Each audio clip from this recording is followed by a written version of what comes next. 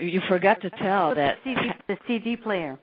Not only that, Pat, when he came out of the teepee and nothing had happened, he was complaining about that. He said, well, they didn't come, they didn't show up. Then he saw my in the sky, and then when he went in his car to go back home to Trois-Rivières, his windshield... Oh, no, hold on. That was funny. This is hilarious. He's complaining. The only thing that we saw was Annie in the sky, right? Yeah. So the next day, I asked him, okay, can you go in the car and get the CD, Buddhist Spirit? So he goes out, and he comes back, and he's kind of like shaking. Hey, what's the matter? He says, I had to put the ignition in order to get the CD out, and there was a humming noise. He looked up, and there was a column, a huge column of light, red-orange, that he saw. Right.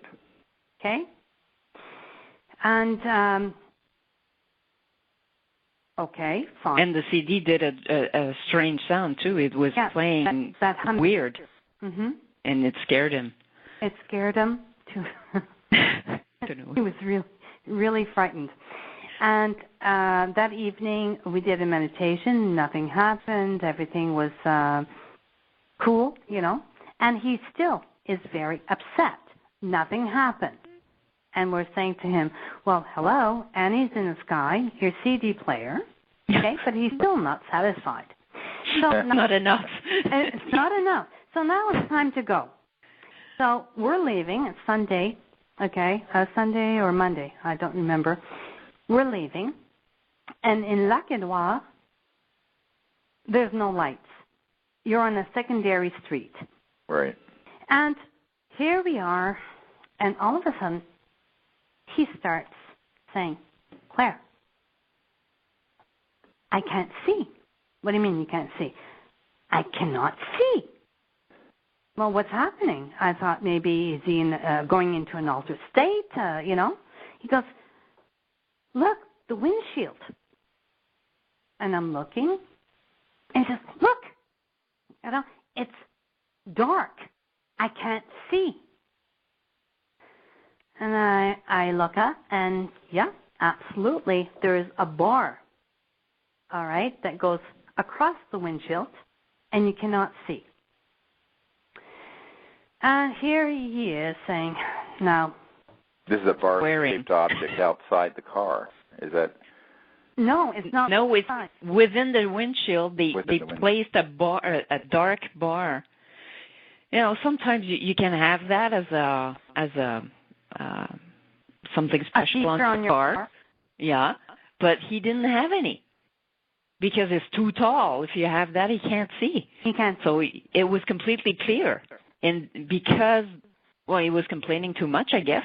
They put this bar in his windshield, and he couldn't see anything anymore to drive during the night. So that got his attention, yeah. Well, he was swearing, and tell them he came out of the car with a little Kleenex trying to take it away. He was, Steve, okay, he says, this is dangerous, okay, and he's swearing in French. Yeah, right. And I am laughing so hard, I'm crying. And he's saying to me in French, this is not funny. This is very, very dangerous. They don't understand what they did is dangerous. He says, what am I going to do? I said, well, you know what? You'll have to kind of like crunch down, below the bar and drive that way.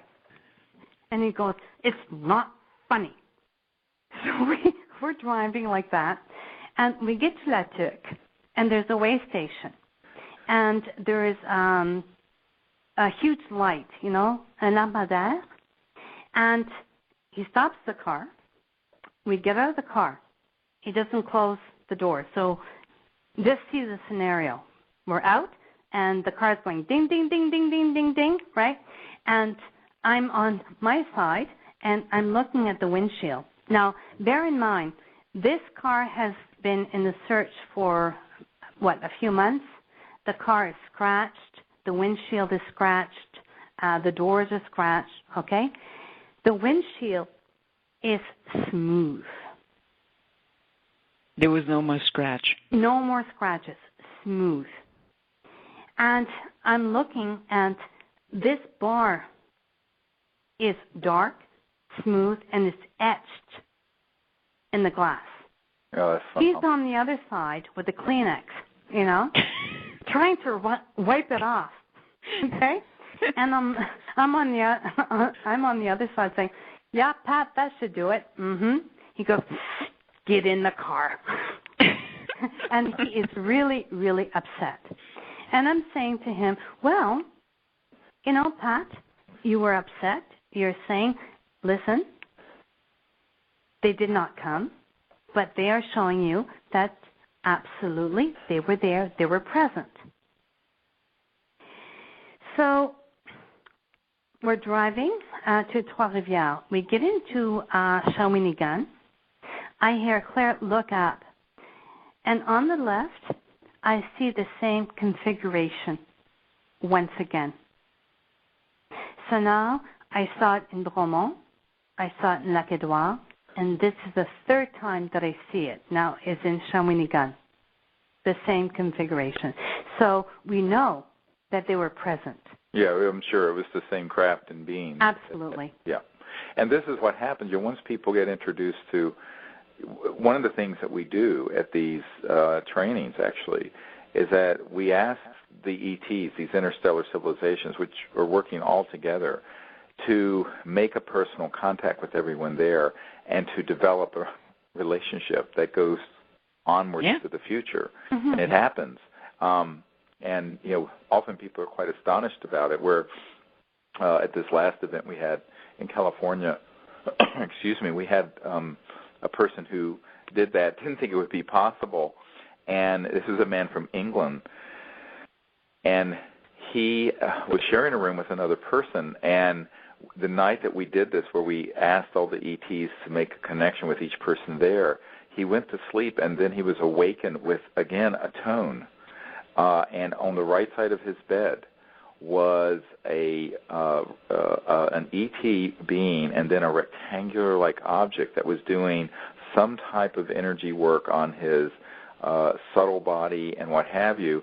And then the same tone happened again, moved over to where his roommate was sleeping and was not aware of this going on, at least not consciously. Mm-hmm. And the exact same thing happened, where this contact was happening, and he saw this, fully awake.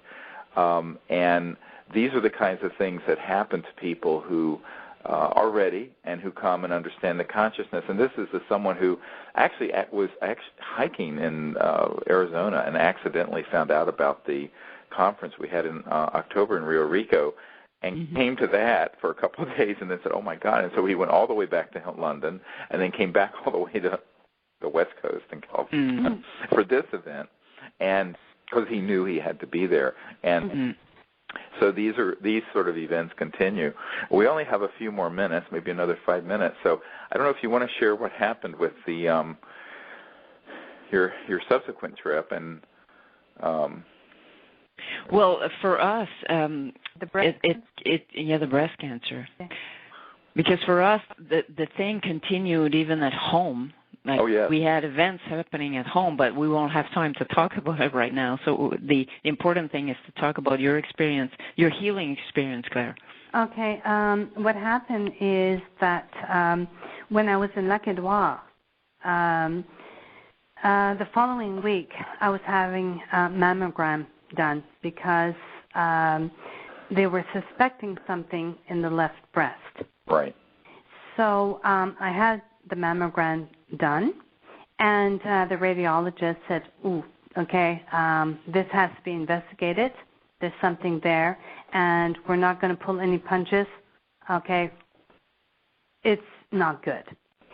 So what happened is I agreed to go back to Lac-Édouard with Pierre, and I was going to do the shamanic way. So what happened when I got there is that I was sitting in the kitchen, and I heard the tones. Right. And I told Pierre, I said, "Hey, our little sky friends are here." He says, "Great, we're going to go up and we're going to work." go up, and I had to lie down. And what happened is on my right leg, something was shimmying up my leg. And I asked Pierre, is there something on my leg? He said, yes. I said, well, get it off. And he said, well, it's going to the left. And then I realized he was physically seeing this on my leg. So it's going up, and I'm following this up my leg. Then I realized the object, it looks like kind of a reddish orb, or no. These were two rectangular, black rectangulars with object with they were black, but with sparkly white, like static electricity underneath. Almost. Oh, yes, right. Yeah. Mm-hmm. All right. Yeah. Right. And yeah. it went up my leg, it went down the other leg, then it went through my private parts, uterus, okay, went up around my hip, went to my right breast, then to my left breast, went down, and it felt like a mammogram.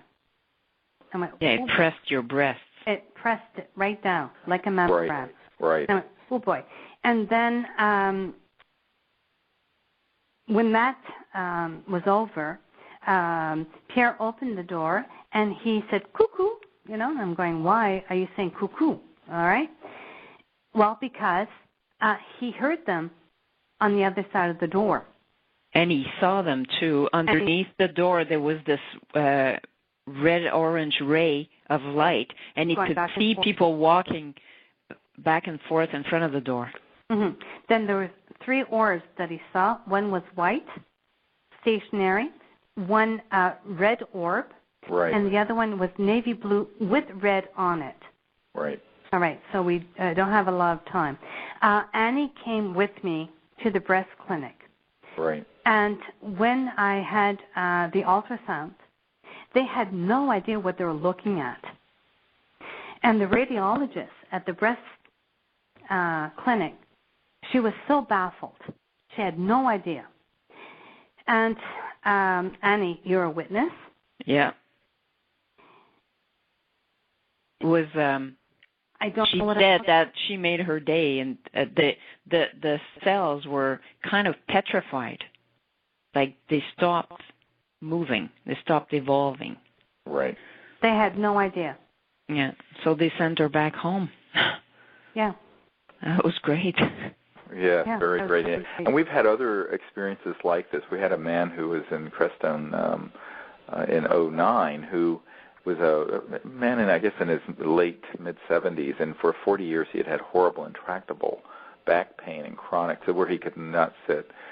And we went on this, and we were having amazing transdimensional contact, craft, objects that were moving around the circle, touching people.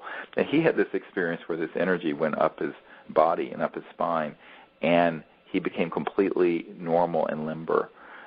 And I saw him a few months later. He came to another event in Asheville, North Carolina, when we did, I think, just a one-day workshop. And he says, I can't believe it. It's like I'm 35 years old. Wow. And so, and we have another person we know who had terrible breast cancer and radical mastectomy and chemo, and they had told her she could never have a child or be pregnant.